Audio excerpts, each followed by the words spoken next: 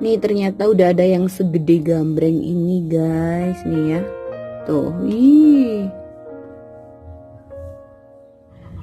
Oh, sedih lihat daun-daun yang seperti ini. Nih, aduh, tuh kan. Ini daun-daun yang dimakan kicot, bekicot kecil-kecil kayak gitu. Nih, menyedihkan ya, harus dipotong padahal sebenarnya daunnya masih bagus dan segar. Oke guys, ini dia hamanya. Oke guys, sebenarnya senang sekali ya ketika aku lihat tanaman peace lily aku yang tumbuh dengan subur kayak gitu, hijau gitu ya.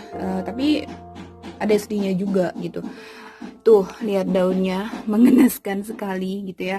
Padahal kalau misalnya kita lihat untuk daun-daun yang bagus tuh seperti ini, hijau, segar. Nah, ini yang lainnya tuh udah yang seperti ini, menyedihkan sekali ya. Ini juga baru tumbuh udah seperti ini. Ini kenapa? Ini terkena hama, terserang hama gitu ya, terkena hama. Hamanya apa? Ulat? Bukan, kayak gitu itu bekicot, kayak siput yang dia nggak punya rumah terus kecil-kecil kayak gitu.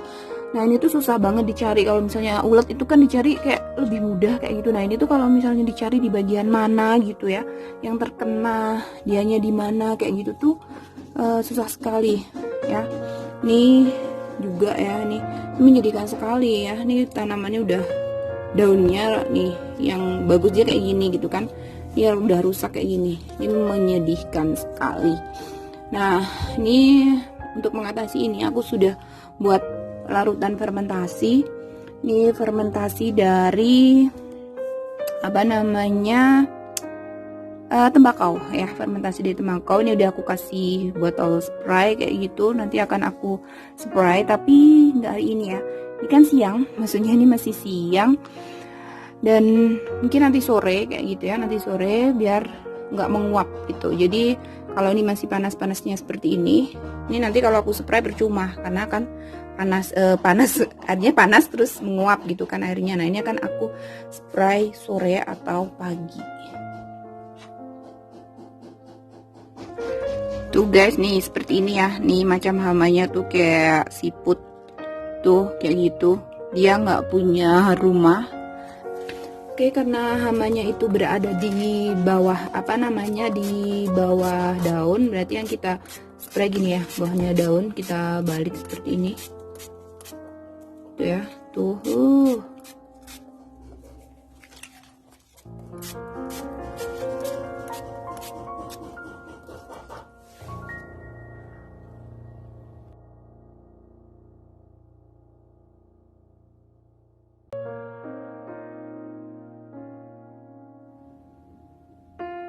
Oke, setelah kita semprot gitu ya teman-teman, aku akan pruning sedikit daun-daunnya. Sebenarnya daunnya tuh bagus, cuman ya karena sudah kena apa namanya, udah digigitin sama hama, sudah dimakan kayak gitu ya. Aku digigit, emang ada giginya.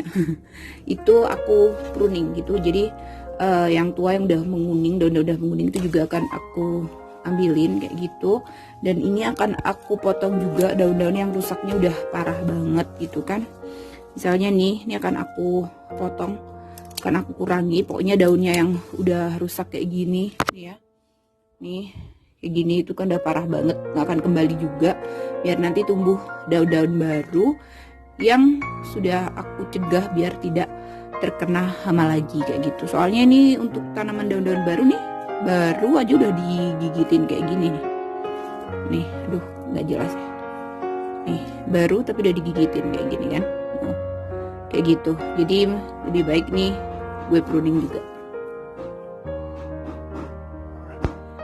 Oke guys, ini sudah aku buang ya beberapa daun yang apa namanya sudah rusak kayak gitu. Ini tinggal aku sisakan beberapa yang rusaknya sedikit kayak gitu. Nih, ini juga udah aku buang yang dimakan oleh bekicotnya. Yang ini juga nih. Nah, berapa daun yang terbuang segini nih ya. Nih kondisinya kan wow, parah banget kan nih. Oke guys, ini hari kelima dari aku menyemprotkan larutan tembakau ke tanaman aku. untuk menghilangkan hama bekicot kecil-kecil seperti ini. Jadi ini aku semprot 2 hari sekali gitu ya. Nah ini hari kelima, kemudian kemarin ada hari ketiga yang tidak sempat aku video. Ini mulai muncul nih hama-hamanya. Jadi hari pertama gitu aku cari hama-hamanya tuh susah sekali. Nah setelah aku semprot ternyata nih hamanya mulai muncul seperti ini. Nih kemudian di beberapa tanaman yang lain juga ada gitu ya. Kita lihat. Nih, ini juga ya tuh kelihatan. Jadi sepertinya ketika aku spray dengan larutan tembakau itu apa ya, bekicot kecil-kecilnya itu dia jadi keluar kayak gitu ya. Ya ini salah satu kendala ketika tanaman lili perdamaian aku ini aku tempatkan di tempat yang terkena hujan gitu ya kan.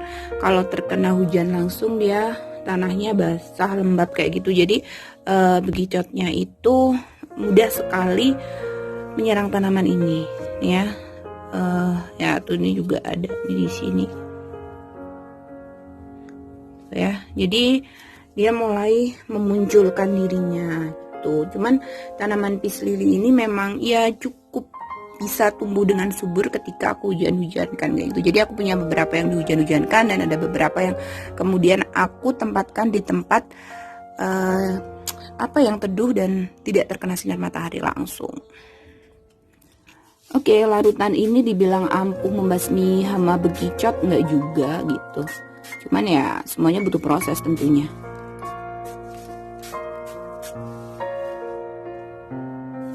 Oke, sambil kita spray, kalau kita mau mencari hamanya itu juga dilihat sela-selanya ya, karena bekicot itu suka sekali di tempat-tempat yang dilekukan-lekukan, di tempat-tempat yang tersembunyi lah ya. Itu. Tuh, kalau misalnya disemprot dia mulai bermunculan nih, ya kan? Tuh. Mungkin dia pusing kali ya. Oke guys, ini beberapa waktu setelah proses penyemprotan kayak gitu nih, tumbuhnya tuh udah bagus, tidak ada hamanya lagi nih ya. Daun yang baru tumbuh itu udah oke, nggak berlubang. Nah kemudian tuh aku bersihkan gitu ya potnya, kemudian tidak aku hujan-hujankan lagi biar hamanya itu tidak menyerang lagi kayak gitu. Nah ini ada contoh peace lily yang aku tanam tidak dihujan-hujankan. Ini daunnya bagus karena tidak terserang hama.